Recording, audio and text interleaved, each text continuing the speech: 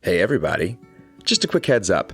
We've creatively bleeped out some of the more colorful language in this week's episode of the podcast, but if you'd like to hear it in its full glory, plus watch the entire length of the conversation with our guests Kaitlyn and Molly, which is actually almost 3 times as long as what you're going to hear on the podcast, please consider joining our Patreon community at patreon.com/rudegrooms. Today, I'm so excited. I'm going to try really hard for the next length of this episode not to spaz out continuously because we have 2 of our favorite people on the show today in a double feature. First off, she is an actor, a fight choreographer, a pumpkin pie enthusiast, and a founding member of the critically acclaimed Vixens on Guard at the New York Ren Fair, who can be seen in the upcoming Histories at the Brave Spirits Theater in Washington, D.C. Please welcome Molly Thomas. Thank you, Daniel. Hi. And she is an actor, a singer, a fight choreographer, the co-founder of Fight the Good Fight Productions, whose upcoming series, The Hunted, will be making its way to your computer screens on the interwebs soon. Please welcome Caitlin Farley. Hello. Hi, guys. Hi. I'm so excited this is happening. Cheers. So, Cheers. cheers, everybody. Yeah. Eyes. Eyes. Hey. Great. The next 7 years look awesome. Molly was actually one of the original associate artists of Rude Grooms. She was also in our inaugural production of the Common series in Much Ado About Nothing. She was Beatrice and was absolutely brilliant. And then Kaitlyn has done the fight choreography for our last 2 productions, both Romeo and Juliet and The Changeling, which seems to simultaneously be beautiful and horrific all at the same time. I'm not entirely sure how you thread that needle, but Kaitlyn, let me start with you. How did you find your way into this world of choreographed violence? Well, I started as a musical theater kid. So when I got into singing and stuff, I started getting into dance because I was like, oh, well, you have to do that if you want to do musical theater. And so when I went to school in Toronto, we got in our first term, we got to do stage combat. Casey Hudecki was our stage combat teacher. She was the one who introduced me to stage combat and stage violence. I just loved the physicality of it way more, the intention and the emotion behind all of it. So we only got 1 semester of that at school. After that 1 semester, Casey was like, you seem to have a really good time with that. You should come train with us at Rapier Wit. And I was like, oh yeah, totally. I really want to do that. But at the time we had to ask permission to take outside classes. So like a goody two shoes, because that's who I was at 20, I asked permission. And when I was told that my workload was going to get intense, I was like, okay. And I never pursued it. I did not get my taste of it again until I moved to New York. So I moved to New York for another theater program, and that is where Jared Kirby, who I train with, came in to teach our stage combat, and I jumped on it and just pursued it, and I showed up at their summer intensive, and I've been training with him for almost 6.5 years now. So Molly, Yes. You, Monty, and I have known each other since we were little babies in New York. And from what I remember of our days at NYU, there was never a whole lot of conversation or inclination that I saw, at least, toward fight choreography for you. So talk a little bit about how you found your way into fight choreography as well. Completely by accident. I was never an active kid. There continues to be shock in my family. Specifically, my brother has said a few times where he's like, you're so like physical, you're like an athlete. Like, what the hell happened? I'm like, I don't know. But I was never an active kid. And in college, I was an actor. But stage combat didn't come along really until I took Unarmed 101 with J. David Brimmer. Second semester of my senior year to kill an elective. Best class I ever took at NYU. Yep. And it was fun. I had a good time. It was interesting. I didn't have any kind of like natural aptitude for it per se, other than knowing how to tell a good story. It's a huge part of it. It sure is. And I didn't really think much of it. And then right when I graduated, I was accepted as one of the cast members at the New York Renaissance Fair up in Tuxedo, New York. And when I was there, discovered through watching the chessboard fights that they have and the joust ground fights and stuff like that, that women can fight too, which I just had never really thought about. And then I get to the Ren Fair and I was like, oh, this is really cool. I want to do that. I'm super grateful that Casey was my teacher because it introduced me into like, I was like, I watched this badass woman teach me these badass things. And I was like, I want to do that. I'm sorry, are you saying that representation in the classroom had an impact on your growth as an artist and a human? Yes, in fact, I think I am. So after that season at the New York Ren Fair, I started taking classes at On Guard Entertainment, or On Guard Academy at the time, with David Dean and Alexandra Hastings, and focused specifically on unarmed stuff for a long while. And then in January of 2010, I picked up a single sword for the first time, which, if you're unfamiliar, a single sword is the kind of Errol Flynn swashbuckly thing where it's got a saber hilt and then a long rapier blade. And I picked that up for the first time, and my whole body, like, it's so cliche, but my whole body was like, I get this. I know this. Would it be fair to say that you did not choose the blade, but the blade chose you? Yeah. I was just about to make my own Harry Potter reference in that moment, but yes, that's exactly what That's it's exactly like. what it was. You're just like, oh, this is right. And 4 months after that, Alexandra and David approached me to join the Vixens on Guard, which they were creating, which is an all-female sword fighting and Shakespeare troupe that tours the country on the Renaissance Fair circuit. And I've been working with them since then. So we just finished our 10th season, and Stage Combat has ended up being kind of my bread and butter. It's how I get cast in everything now. It's like what I'm sort of known for is playing male roles in Shakespeare and being a stage combatant. Did you find that it was easy or natural to pick up? How much difficulty and challenge was there for you when you initially started? I had a lot of physical awareness and movement, but I know one of the things was I had to learn not to point my toes, because you don't want to make violent impact with the point of your foot, right? You want to get that heel involved, get the flat of that foot involved. Whereas like with dance, I was always pointing my toes. And like when I would fall on the ground, I was falling very gracefully. I was like doing a proper sit fall, but I was like sprawling out and my hands looked pretty and like went into kind of a ballet thing. And like my toes would point to like keep my length. It was really kind of ridiculous. So I had to get that out of my system. When I first started, it was more so like other habits I had that I really impacted how I like looked as a fighter and how I really took to it. Coordination and getting like sounds and naps and things in there were very interesting. But like I really love spear now, but there's a grace to it with all the twirling and stuff that I just like, I take to it well because of all of that. So it's just been interesting to explore now that I've played with so many weapons and styles, that where those habits from, 10 years ago really help me and where they inhibit me. Right. Yeah. So you had to initially unlearn a lot of habits, break a lot of habits that now you're able to come back to as you learn and experiment with new things. Interesting. Well, that's how I like to teach as well. Like I always want everyone to remember what it's like to not be able to throw a punch, because half the time you're not playing the hero. You don't get to be a kung fu badass. Yeah. You have to be the person who sucks at it, especially as a woman. Like you're often playing the victim, and I'm really good at being a rag doll now. Like it's also I actually very much enjoy it. Chokes are my favorite thing, but both giving and receiving, moving past that. Cheers to that. We're keeping a counter of all of the innuendos. 7 years, my friends, 7 years. It will happen. I love it. What about you, Molly? How did it first set out for you? I come from a gigantic music background. My father's a classical pianist, and my mom sang, and like my whole family sang in choirs at church and stuff like that. And I also did ballet, and my initial dream when I was a child was to be a ballerina. So for me, doing the actual movements was pretty simple for stage combat because, again, the coordination was already there. My kinesthetic and body awareness was already really good. But I suffered from a similar thing of always being very graceful. The biggest struggles I had were when the Vixens were doing Romeo and Juliet and I was playing Romeo. The note that I kept getting from our fight choreographer was, mess it up.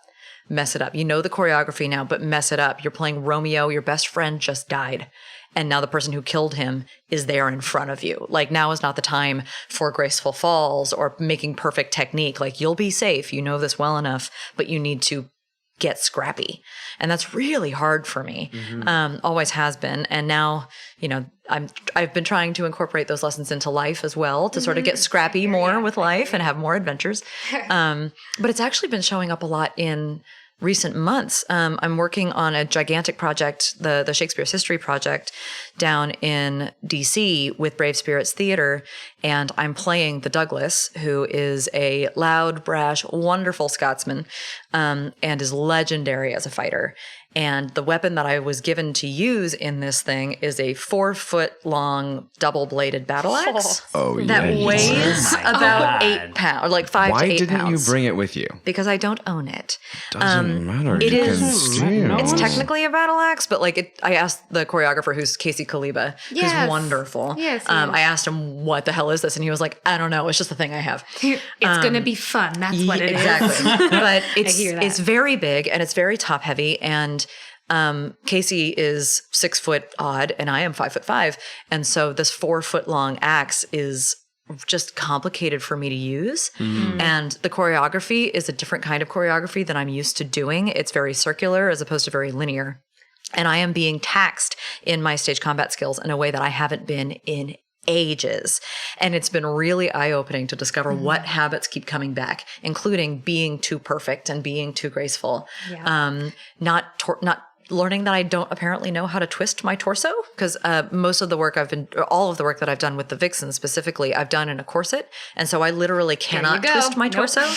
And because I've been doing it for so long, I didn't realize until we were working on this choreography for the Histories Project just how much that had become deeply ingrained into how my muscles work. Oh, wow. So I'm literally having to relearn how to move my body in order to get this bloody axe to do what it's supposed to do.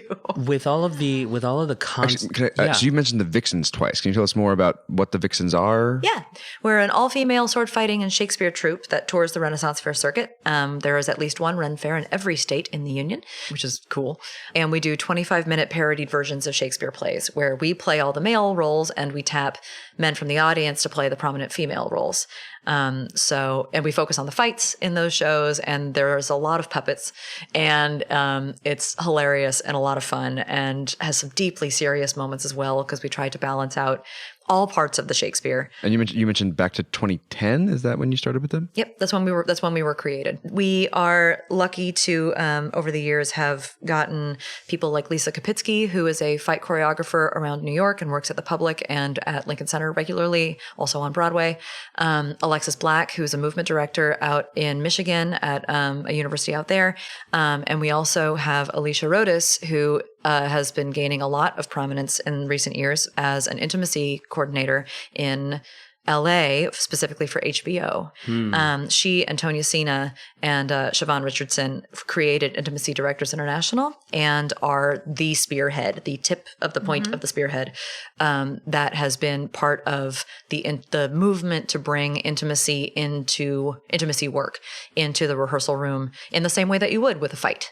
So that you're not just told, as I'm sure all of us were at one point, like, well, I don't know, just kiss each other when you get to a kiss in a show. Or just God kiss each forbid. other and don't put your tongue in anyone's mouth. Right. Or God forbid a director telling you to just go in the hallway and figure it out. How many episodes has Intimacy Direction come up on, do you think, Daniel? I want to say This is episode 7, so I think 7. Yeah, I believe it's come up in literally all of them. It's really cool. Very cool. It's really cool. Well, we were in our previous episode with Rachel Schmaling, who was our Juliet this past summer. One of the things that we talked about, because Kaitlyn, you helped us a lot with the intimacy and the violence for Romeo and Juliet. And Rachel was saying, and I completely agree, that the specificity in intimacy in a play is just as important as specificity in the violence, because it's a physical interaction between two people. So you want to make sure that, like Molly was saying, people's boundaries are respected and everybody knows exactly what's going to happen and when it's going to happen as well. Within the storytelling, and not just respecting human boundaries of the actor themselves, but the specificity of the story needs to be thought about in that rehearsal room as well. I know with Romeo and Juliet, a lot of the conversation ended up being like, you guys are very comfortable with each other as actors and as human beings. And sometimes you're doing these kind of moments with a boyfriend or a girlfriend or a best friend or like someone you're super comfortable with. And now how you choose to touch them needs to actually reflect the relationship in the story. Something I've heard a couple of times that also ties back to why I think often people with musical theater backgrounds are so fantastic in fights. Rhythm. Rhythm. Yeah. Some of that stuff, obviously, but also the idea that, like, what are the most heightened moments in a play? The most heightened moments in a non-musical play are probably going to be moments of physical violence or moments of intimacy. It's sort of the perfect timing for intimacy direction to exist now. I don't know if it could have happened before, and I would chalk it up to the fact that as a culture we are terrified of talking about sex, and showing public displays of affection to many people are very gross unless you're the one perpetrating it, unless you're the one doing it, and so no one wants to talk about it because it's kind of taboo to talk about. Like, everybody watches porn, but no one talks about the fact that they watch porn, like that kind of thing. And we're afraid that, like, what we think the character should be doing will somehow reflect how we would be if you were to be intimate with us, and we don't want to reveal that. Right, exactly. So I think it's partly that people did not feel that they could talk about these things, and also that there has been so many actors don't want to be perceived as difficult. Especially women, because, we raise our voices slightly too loud and suddenly we're bitches. And I would bet it's a combination of directors not knowing quite how to approach it because we're not allowed to talk about sex in this culture. And then on the flip side, actors not knowing how to talk about the things that make them uncomfortable because there wasn't a platform for that. Can you remember an instance where you started to be in spaces where that kind of conversation was encouraged? I can't pinpoint an exact moment, but I would bet that working, again, with the Vixens and being in a room full of strong, stubborn women who all have very, very good and intelligent opinions and strengths and experiences, and that our voices were encouraged, has given me the confidence to start pointing out the things that I don't like and start being more vocal and asking the question, even if I don't have a question, bringing up the subject so that someone else feels that they can. I did have a lot of strong female role models kind of coming out of school in Toronto, even if, Casey I knew for maybe 4 months, but my experience with her as a teacher has stuck with me to this day. And I follow her like a fiend on Instagram, and I'm like, yeah, fight mommy, and I'm all about it. I'm like, you are living the life I want, and it's fantastic. I also had a really fantastic director in my final show, not the final musical show, but in our final play, Rosanna Sarancino, and I worked in the costume department with her, so we hung out a lot outside of school, and she's just strong and fearless and kind of brash, and just, there's a lot of things about her I know I will never be as a person, but I respect them. Oh, vengeance! And I just am sorry. We warned you. Yes, yes, we did. And I hold on to those things. And while at that time in my life, I was not that person, I'm also one who likes to make sure that I'm very respectful of everybody. And up until the last few years, I still would find myself, especially in situations with authority, of kind of going into what I would deem my little girl voice. And I kind of would I actually just have a quick question for you. Right? Do you hear? I don't sit here. I do regularly now, but I didn't unless it was conscious. It was especially in my acting, not my performance, but in those situations. And I have been in situations where I felt like my opinion, not even broaching subjects of intimacy and how one is feeling, but just in terms of what I wanted to do with the work, felt like that wasn't respected. And I was still in training and learning and figuring it out. So when it gets shut down, it was really I felt like I kind of had to rehabilitate after, kind of getting out of school and entering the industry on my own, especially here in New York, and being confident in myself as an actor, and let alone being confident in just my opinion again, let alone my opinion about things that were very, like you said, taboo in a lot of aspects. Now I would say I'm very open about everything, but it took me probably the last 10 years to get there. How do you each go about creating the kind of environment that your previous self would have appreciated 5 years ago, 10 years ago, now that you're in a position to set that tone and establish those ground rules and the guidelines in which people are allowed to play? What are some of the ways that you go about setting the kind of environment that you would have appreciated way back when, before this kind of work was talked about? Being in the room, saying yes to being in the room. I think I never saw myself as an instructor. I kept ending up in these positions where I was helping my especially in Shakespeare productions, when we had the fight director come in for like a day. Right. I was the fight captain, then basically teaching the choreography, right? As I've worked with Jared more and more, I started assisting, and then all of a sudden I was kind of like, all right, now you have that conversation. I was like, whoa, right? Very like Karate Kid mentality there. It's great. And I was like, oh, I do know how to have this conversation, and I actually enjoy having these conversations, and I do like being in the room, because I don't think a classroom goes by where I don't have one of the young women coming up to me and saying, thank you, and I loved being taught by you. And a lot of the young men more of late that are just like, whoa, this is such a badass thing. And like when I get to, sometimes I'm teaching when Jared can't be there, and they're like, we get to learn from you today? And I'm like, thanks, guys, and it's really, for me, it is reflective of my own experience with it, was having a woman teach me in the room, being like, oh yeah, you can do this. Molly, what about you? Because correct me if I'm wrong, you are involved in a managerial capacity or a directorial capacity with the Fights and Brave Spirits, yes? Or you're... No, not at all. Okay. I am just an actor. Okay, yeah. But you have taken. Well, actually, that to me is actually even more interesting. So, having spent so many years being so involved in a fight-based company, is it hard for you to enter a situation in which you don't get to lead that conversation or be a part of it from the top down rather than from the bottom up? No, because I have never wanted to be top dog. I'm really good at being second in command, who's like, hey, did you remember this thing? Have you remembered this person's needs? Have you like just being the helper?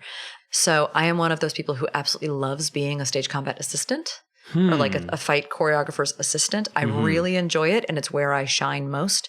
I can do fight choreography and fight direction on my own, but I just enjoy being an assistant more. Because it's because I'm an actor first and foremost, where it's like, oh, you give me a structure, I will help you build that structure. I will help it look good. But coming up with the structure myself is just a different thing, different skill. So it hasn't been an issue with Brave Spirits at all. Partly because Casey Kaleba has also been, he's the fight director who works with his actors to build choreography. Which I think is kind of, I know that there are people in the SAFD, which is the Society of American Fight Directors, and various others around the country who would disagree with me on this. But I really think the best choreography comes from working with your actors and having them have their own ideas involved in that choreography. Instead of coming in saying, this is what you're going to do it now. I'm sorry, are you suggesting that actors have agency that's not given to them top down from a director or... Wait, you're not insinuating. Okay. You're not insinuating that good work is born out of collaboration, are you? I'm saying we're all creatives. What? I know. Wow.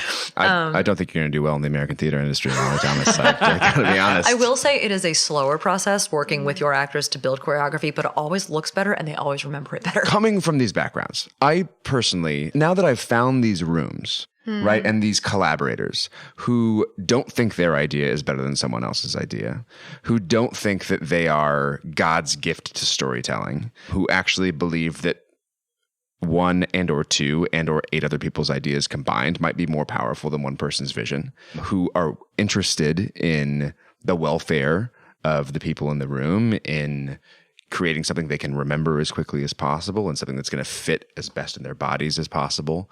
Frustratingly, it's now so hard for me in quote unquote traditional environments. Like I have a bad attitude. I don't even want to be there, and I need to want to be there because I need to pay my bills. Right. Is that a struggle for you?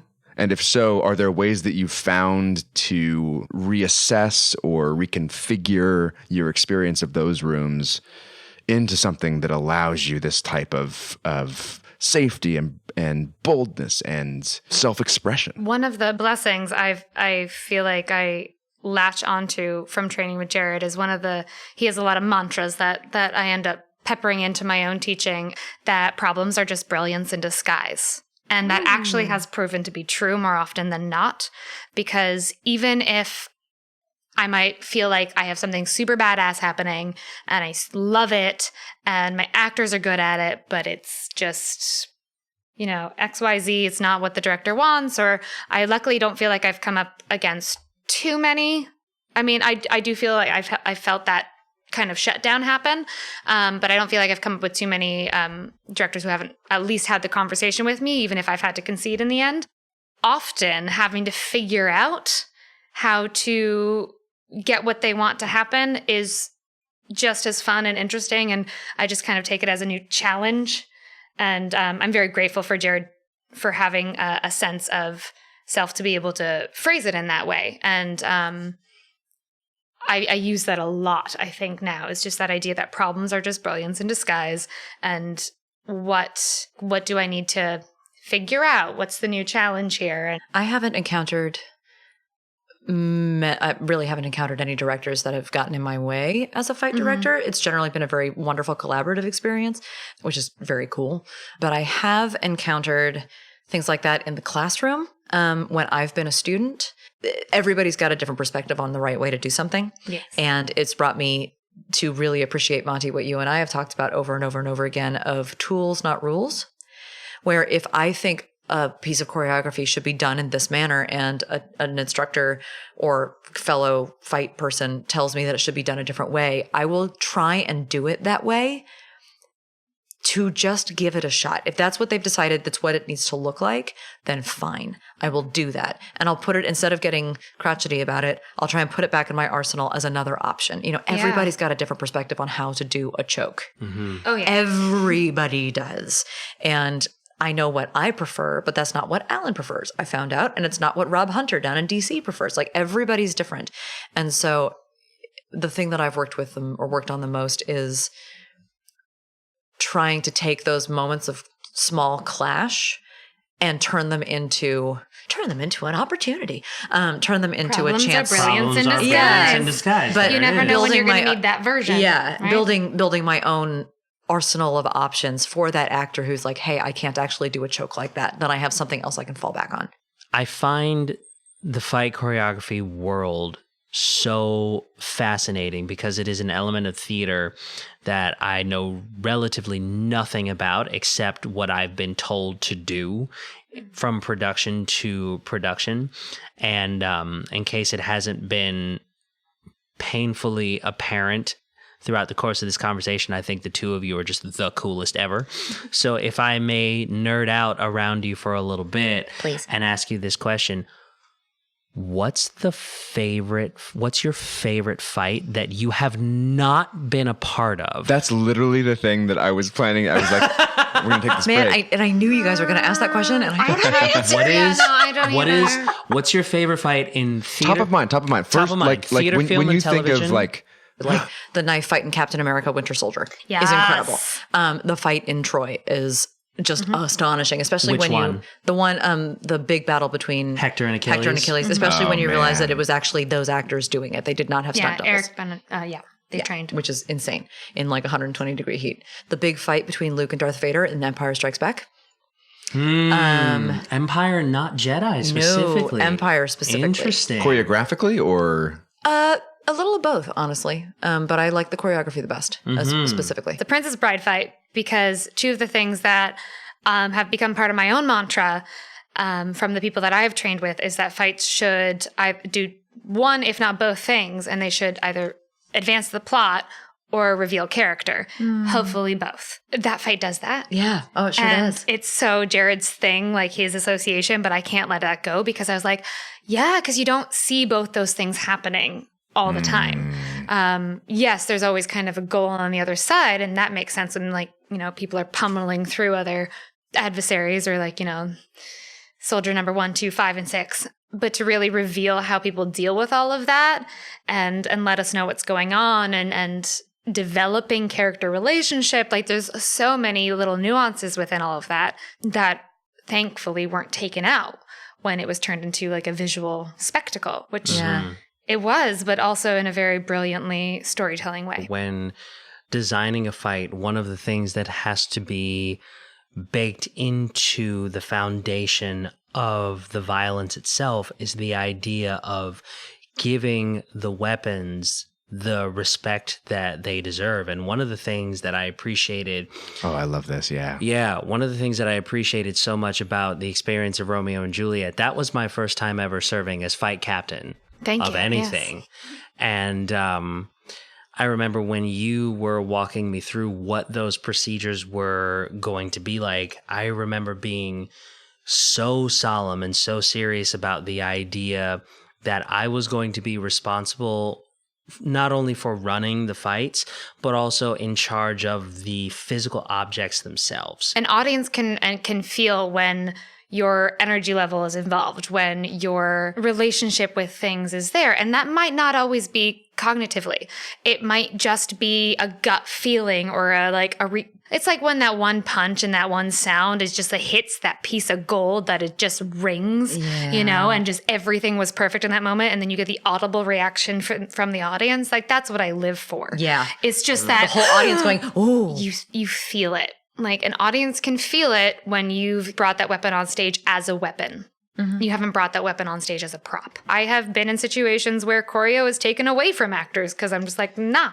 Yeah. If it's at this point when we have a show in 3 days, that's not it's not selling, it's not working, we're going to change it. How do you gauge when it's time to take away choreo from an actor? I would always bring it back to myself or to the show or what we need to do for the show. I as an actor, I would hate that if I felt like I was the person changing that up. I feel like the story would be clearer if we actually make this we need to clarify something here. So I've over choreographed this and we're going to pare it down. Oh my God, that's what they're saying when they say that to me? Oh my God. Oh my God. No. I'm now refactoring Didn't we the do that to entire him last decade of my career. Whoops. I was given, I don't even remember which of my teachers said this. It was probably David Dean Hastings because I worked with him for a long, long time. But for me, it's a rule of 3. If the actor for either 3 rehearsals or 3 times just can't get it, usually 3 rehearsals because I want to give him more time. Okay. But if an actor just has not, just clearly it's still not there and it's taking a lot of work, change it. Mm-hmm. Okay. That is as a director, that is my number one rule. Yeah. I was taught to me as if I have to give an actor the same note 3 times, the problem's not the actor, it's my note. Interesting. Which I think is a really helpful way to look. I don't think it's actually necessarily true, having been an actor who sometimes will just refuse to take that note no matter how many times you give it to me. Well, I don't know what you're talking about. Yeah. I've never done that in my life. But I think what is certainly true about it is if you give the note 3 times, it doesn't matter if it's a good note, a playable note, something the actor wants to do, something the actor can do. After 3 times, it's not going to be a thing that happens in the process unless you have a battle. And I like to think of it in terms of I get the opportunity, as you were talking about earlier, with problems being brilliance in disguise. Yeah. Oh, this is an opportunity for me to reframe that idea in a new way. Yeah. I will say that it's not a hard and fast rule. I was doing I did the fights for a production back in the spring. And there was one piece of choreography that was, it was a sword fighting thing, and it was a piece of choreography that involved moving the sword with the hilt in a really nifty, cool way that I had just learned at a workshop and was really excited to use. And we went past the rule of 3. The actor wasn't getting it. It just wasn't quite clicking, but he was like, I love this thing and I want to get it. I just need more time. And I was like, okay. If it had gotten to the point where we were just outside of tech, and we were getting close to the opening of the show, I would have been like, I get it, but I'm going to change it. Yeah. And we can work on that later this if you is want. something you continue to work towards putting in your But he ended up, I was gone for about a week, and the next time I came in to watch rehearsals, he had it. And I was like, sweet, thank you. Great. So there's always wiggle room. Yeah, there's room for conversation there as well. Mm-hmm. Yeah. Because he loved that particular piece of choreography. He was like, this is freaking cool. I want to do this. I just, my body won't do it yet. And we opened in that room with that director who was lambasting that actor. It's the 75th time they've given the note, and now they're desperate, and the actor feels defeated, disenfranchised, and completely defeated. And it's now the whole room is being wounded every time you give this note. Yeah. It doesn't mean that you're not right. It doesn't mean it's not a good idea, though usually it means you're not right and it's not a good idea. But it doesn't necessarily mean that. It just means this is not helpful. Yeah. You're not listening. You're not present. And you're not being a collaborator right now. I've been that actor. It's not fun. No, I've been that actor. I think we all have. Yeah. At some point. Yeah. Bombarding is never an efficient way to get results. Mm-mm. Yeah. It just creates a hole in the wall. Yeah. Well, and it happens in classes too. It's not unique to the rehearsal room. It's absolutely in classes. I mean, sorry, people who taught me in college, but I graduated college hating acting. For that reason. Oh, yeah. Really? Yeah, I hated acting. Me too. I had this very fancy, How many people from our year at Atlantic are still working actors? Not many. Not many. Well, here's the thing. I didn't leave college hating acting, but I did leave college feeling a massive sense of imbalance. And the way that my brain decided to correct that was I immersed myself in learning how to become a chess teacher for 8 years, and I worked at one place for the better part of a decade. Like I spent the better part of my 20s teaching people how to play chess. And it wasn't until very recently where the pendulum started to swing back in the other direction. And as much as I have the moments of like, I've wasted my best years not pursuing my craft. I like in the quiet moments. There are jobs for those in their 90s. Right. In Hey, the quiet you on moments. Patreon, you can see his face. His best years are definitely coming right now. Hey, y'all. How's it going? No, but At the Insert Daniel Camper. ad for Daniel here. But no, I realized in the quiet moments of self-reflection, when I was being honest with myself, it really came down to, no, you needed that time. Because I thought to myself, in the writing of my college essays to apply for college, I realized that I had been singularly focused on trying to do this as a profession since I was 8 years old.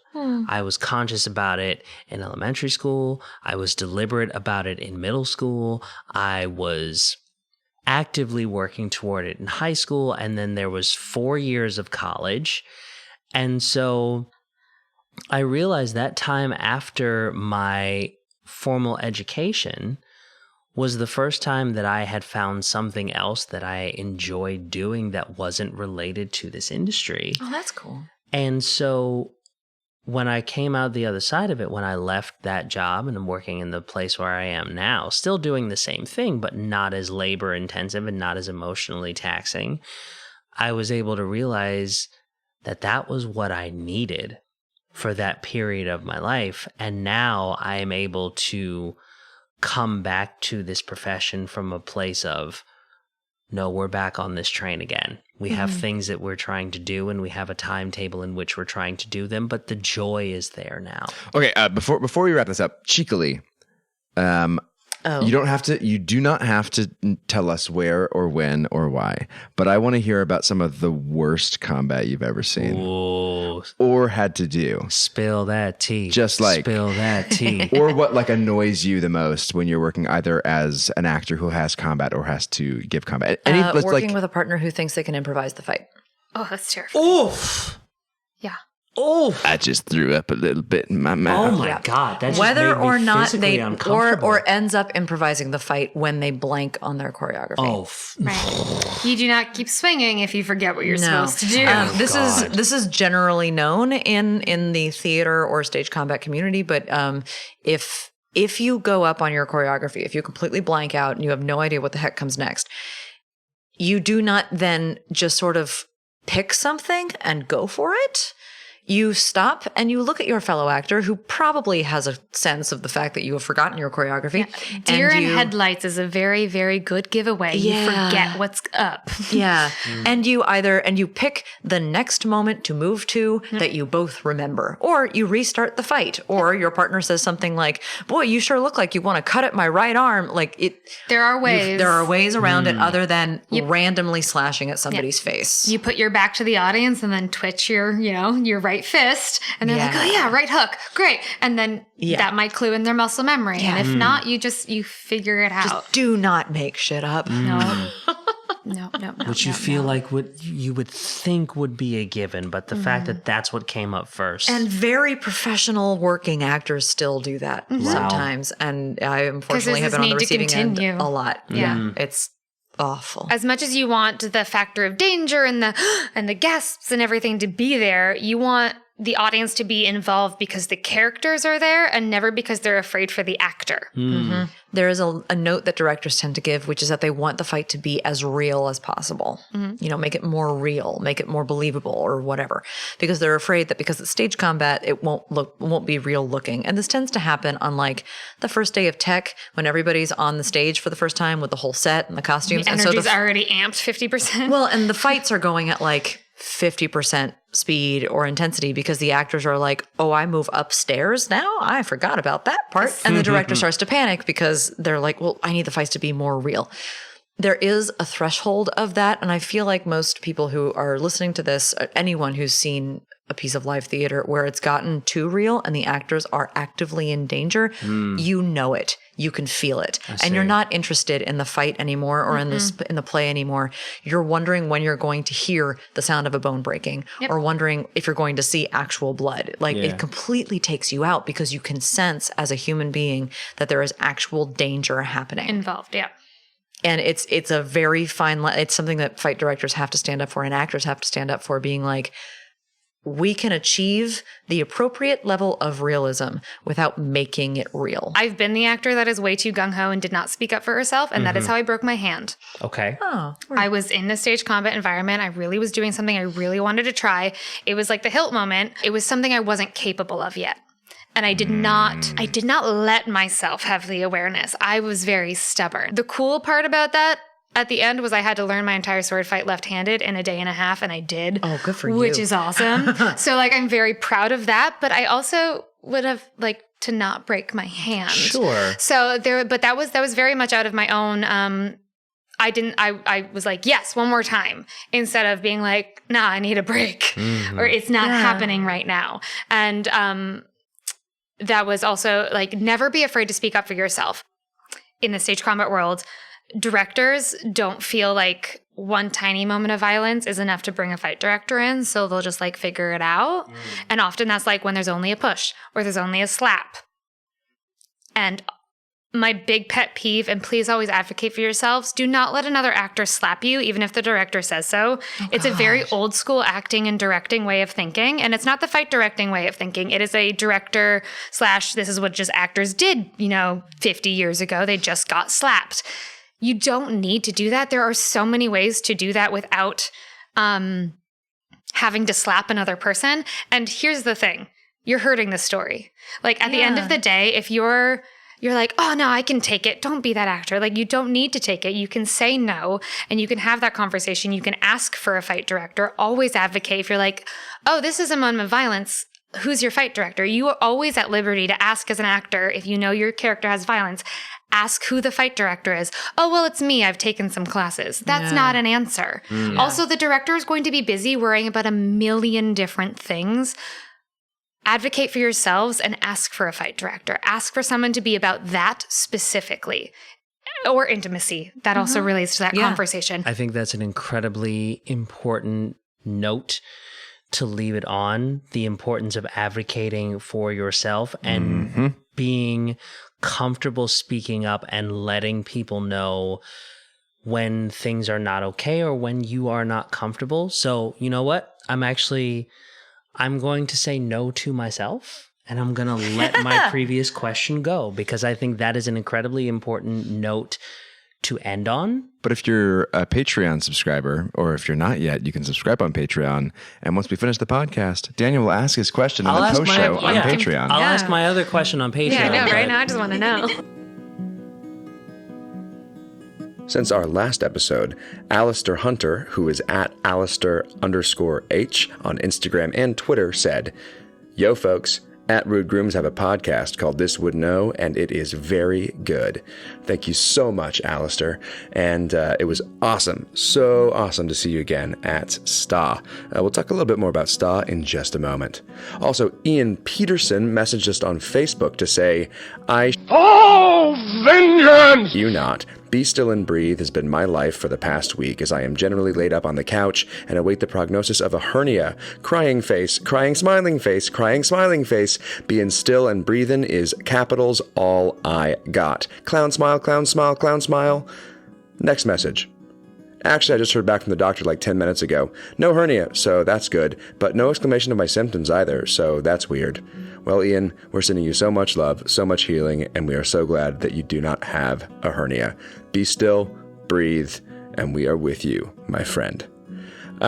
This week, Daniel and I are foregoing our usual recommendations because, number one, we've gone a bit over on this episode because Molly and Kaitlyn have given us so much that we want to share with you. And number two, in the past 10 days or so, I have opened the world premiere of a play that I wrote and directed at the Gilbert Theater in Fayetteville, North Carolina.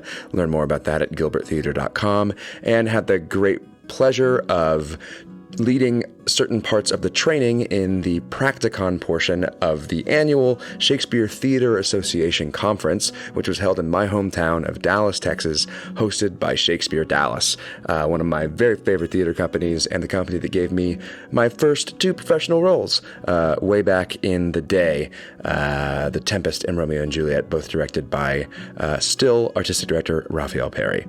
Had a great time there, met so many new friends, but it was exhausting and overwhelming. So we are getting this out for you, but our recommendations will have to wait till next week. That concludes this episode of This Wooden O, presented by Rude Grooms. Kaitlyn, Farley, and Molly Thomas, thank you all so much for coming on. It was such a pleasure to have you both here. It was a dream. Where can we, Molly, starting with you, Molly, then Kaitlyn, where can the people find you on the internet machine if they want to keep up with everything that you're doing? On the internet machine, I have a website at www.mollyethomas.com, spelled Molly with a Y.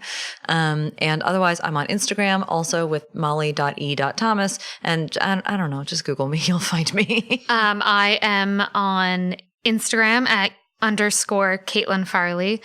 My website is www.kaitlynfarley.com, Kaitlyn, because there are like a million ways to spell Kaitlyn apparently. And you can also follow my production company with fellow co-founder Sophie Mashofsky called Fight the Good Fight Productions on Instagram at FTGF Productions. And my name is Daniel Kemper. I'm Montgomery Sutton. You can find me on Twitter and Instagram at the Daniel Kemper and at danielkemperacts.com. You can find me on Twitter at Montgomery Sato. I got really teased today because I went in to make a new Twitter account for my wedding videography company.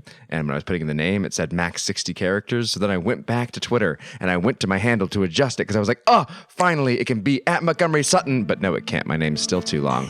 Also on Instagram, I can have my full name at Montgomery Sutton. Thanks for listening. We'll see you next week. Thanks for listening. I'm not even going to do that. Leave it in. Leave it in. Thank you for listening to this week's episode of This Wooden O, hosted and produced by Daniel Kemper and Montgomery Sutton. Original music is by Kara Arena.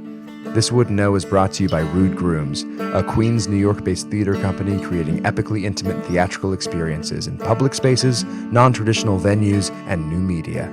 Learn more at rudegrooms.com or follow us on social media at Rude Grooms and at This Wooden O.